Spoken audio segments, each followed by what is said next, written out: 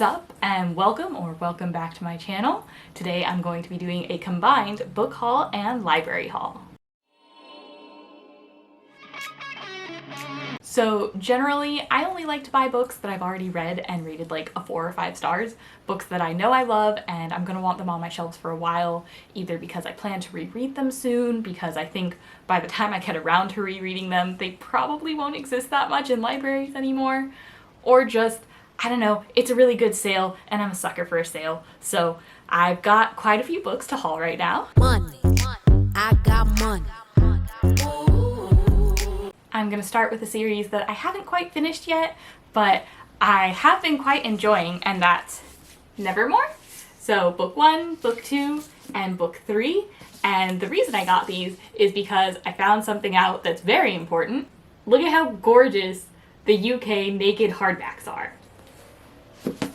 So, this is book 1. As you can see, it's got full art on the hardback there, and it's all gold foiling.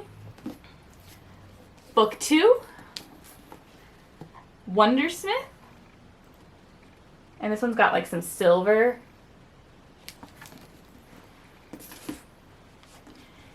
And book 3, Hollowpox. Very purple and some doors with kind of like a copper or bronze type of foiling on it. So when I found out how much more ridiculously gorgeous the UK versions were, and just like, oh my god, I don't want them to sell out before I get them, because I actually quite like the series. I think it's really cute. So I did pre-order Silverborn as well, which is going to be the 4th one coming out this year. And I don't know, it's just a super cute series. And if you like middle grade, if you like whimsical kind of Harry Potter-esque worlds, definitely give this one a try. Next up this year, I'm really looking to get into some classic sci-fi and fantasy. So Target was having a buy two get one type of sale, and they had a bunch of these like really beautiful editions of Octavia Butler, so I figured why not? I'm definitely picking her up this year. So these are Parable of the Sower, which is the first in the series, and Parable of the Talents. And I absolutely love the art that they did for these.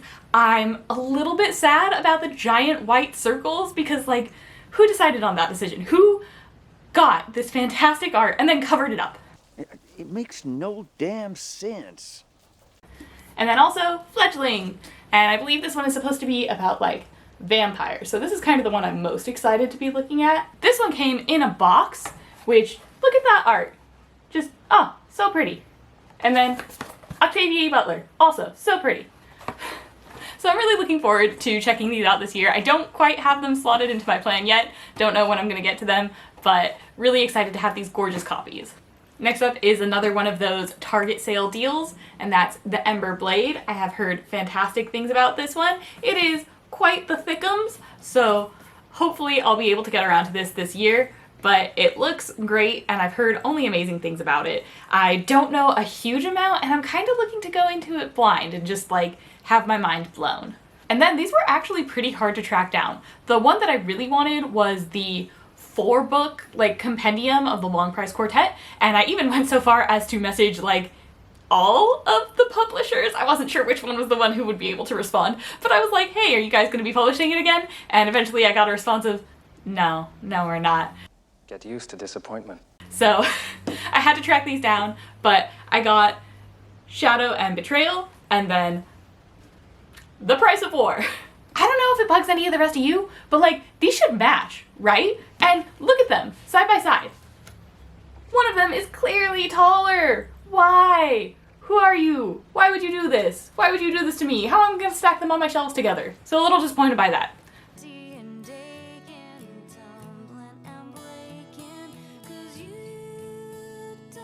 But I've already read the first one. You can see my bookmark here in the middle. I'm going to be reading the second one this next month.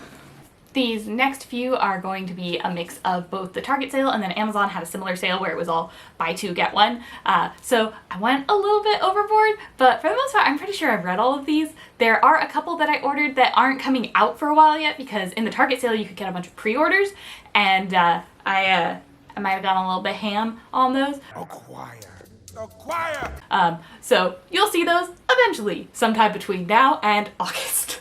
But in the meantime, I have a couple here I picked up What Big Teeth, and I actually quite enjoyed this one when I read it last year. It's not for everyone at all, and I don't know how much it was for me when I first read it, but then like I keep reflecting back on it, and there's a lot of things that I like that it's doing in here. It's almost entirely vibes. There's not a ton of character, there's not a ton of plot. It's a lot of vibes, but it's in that like spooky, weird monsters vibes type of thing, and I'm really looking forward to getting to hear more from this author. She's coming out with another book soon this year, so happy to have this one on my shelf. Also, gorgeous cover, and I love the colors. I kind of wish that they used that kind of aqua fully on the spine here instead of like just the aqua on the dark, but like either way, happy to have it. And then there's Finlay Donovan is Killing It. This is a super cute suburban mom turned accidental hit mom, and I really like it. I'm looking forward to the next one in the series, which I'll be reading hopefully around March as soon as my library gets it in. Doors of Sleep is a little known book that I recently talked about in my very specific awards. I very liked this one, and if I did have a guilty pleasure, it'd probably be this book because I know it's not that great, and man, the end like deteriorates. But I had so much fun and I was along for the ride, and it's got a lot of original ideas in it, so I don't know, I'm just really excited to have this one. And then I picked up a bunch of tour shorts. So I have The Drowned Country, which is a sequel to Silver in the Woods, which I already have. Defect, which is a sequel to Fina, and actually one of my favorite books from last year as well. Like, super fantastic, hella gay. Just so much gay. And A Psalm for the Wild Bill by Becky Chambers. And this book came to me at the right moment and the right time in my life, and it's so wonderful, and I can't wait for more of these. I'm really happy to have it. And then I don't really see people doing library hauls on here, but almost all of my reading is through the library. Like occasionally I'll get those, you know, like I said with Octavia E. Butler, where these are staples of the genre, and these are like things that I would love to have on my shelf just in general. But most of my reading, I pre-vet it before I buy it, so I use the library extensively. And I don't know, I want to show you guys all the books I got from the library, because there's too many. I don't know how I'm gonna get them all. I'm drowning in books right now. Hello, how are you? I am under the water. Please help me. To start with is The Blade itself, and I am currently reading this one. I just started it this morning, and so far it's pretty interesting. I'm listening to it again with the audiobook that I checked out from the library as well, and I really like the narrator so far. So this is my first Joe Abercrombie, and I'm planning to do the whole trilogy this year. Getting all my thickums out of the way first, I have another chonk right here, and that is The Liar's Knot. This is the sequel to Mask of Mirrors, and I believe they might have actually both come out last year, though The Liar's Knot came out in like December, so this is a really recent release. And I really love the spider. Oh, I guess my library kind of put the sticker so it's covering it up, but you can see like the spider here, and I'm excited to be following along with the main character that I think that indicates. It's a little intimidatingly large. So hopefully I'll be able to get to it this month. This is a very fun, like, Venetian high fantasy world. Hot off the presses, I just picked up the Bone Spindle. And this is like Indiana Jones meets Sleeping Beauty. So I don't really know what to expect. I think I've heard some good things about it from like the one person I know who's already read it.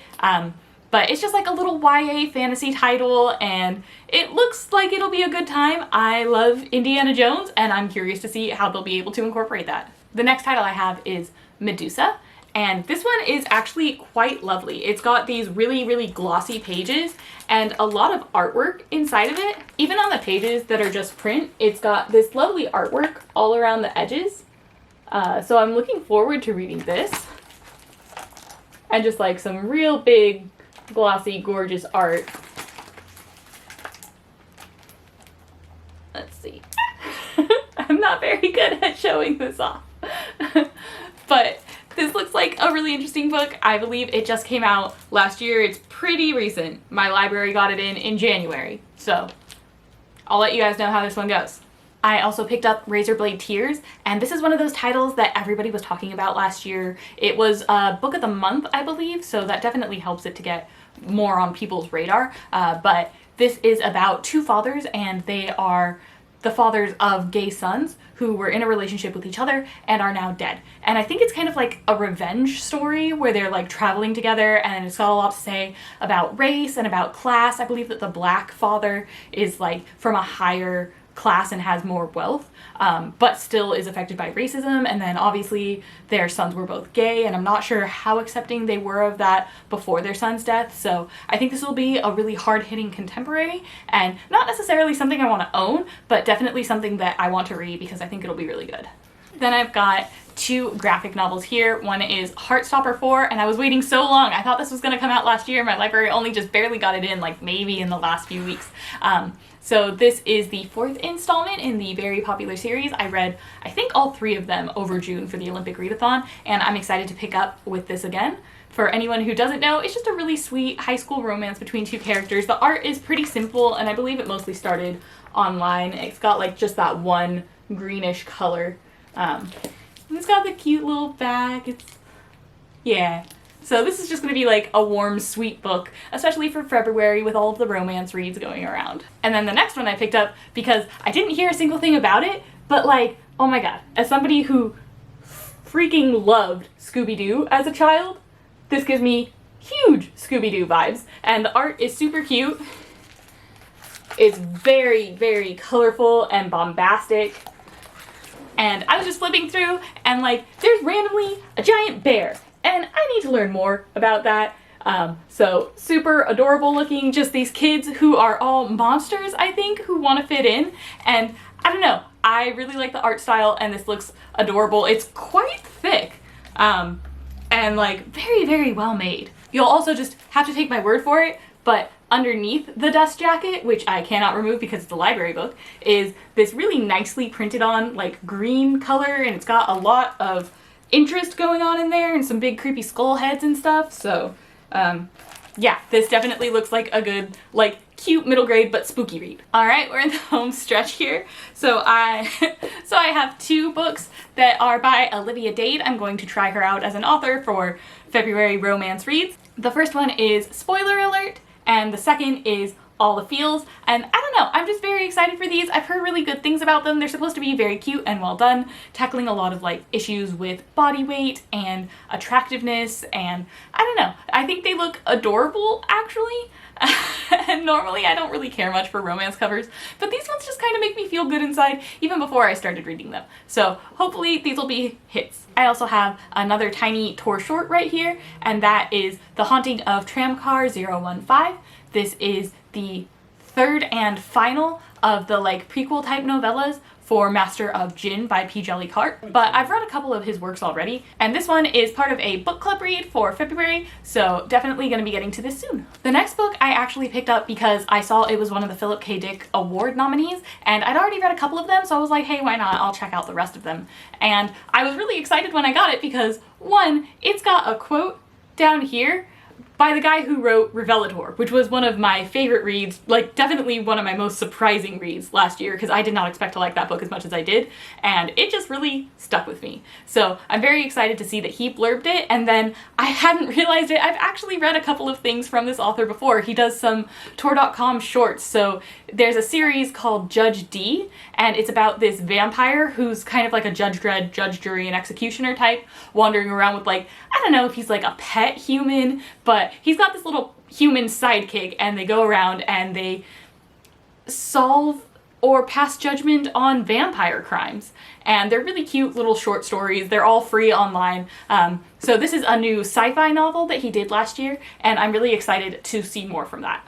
And then I have 2 new YA fantasy titles. The first one is Echoes and Empire. What is this about? And this one involves robberies and magic. The next one is In Every Generation, and this is going to be a new book in the Buffy the Vampire Slayer universe. All of the Slayers have died. Spoilers for season 7 a little bit there. And I believe this is supposed to be following the daughter of Willow Rosenberg as she becomes the new Slayer. So I don't know. I have 0 expectations or hopes for this one. I'm just kind of excited to be back in the Buffy universe. Possibly a contender for the biggest, Buffiest vibes on 2022 this year. Seems likely. And last, finally, is The Fall of Babel. And I have that upside down. There we go. The Fall of Babel. I read Senlin Ascends for the first time this month. I'm looking to go through the whole series. Hopefully by the end of February. Maybe I'll get it all the way in March. but this is a beloved book on booktube and the series in general. This one I think has like mixed feelings, so I definitely wanted to try it out before purchasing it. The other ones I picked up at a great deal. I got them at a used bookstore for like $2 to $5, and the first one I think I picked up on an Amazon sale for like $10. So I already have the rest of the series, and I'm going to be trying this one out for my library before I find out, do I love it? Do I not? Thick. She thick. Oh my god, I'm gonna die. I'm drowning in books. Why are they all so big? Why do I keep ordering big books? I like big books and I cannot lie. Tell me if you want that to be a full music video. Maybe I'll make that someday. I won't. I definitely won't. That's a bad idea. So those are all the books that I have to share. I hope that you enjoyed this little, no, giant haul with me, and I will see you in the next one. I'm a dork. Oh, hi.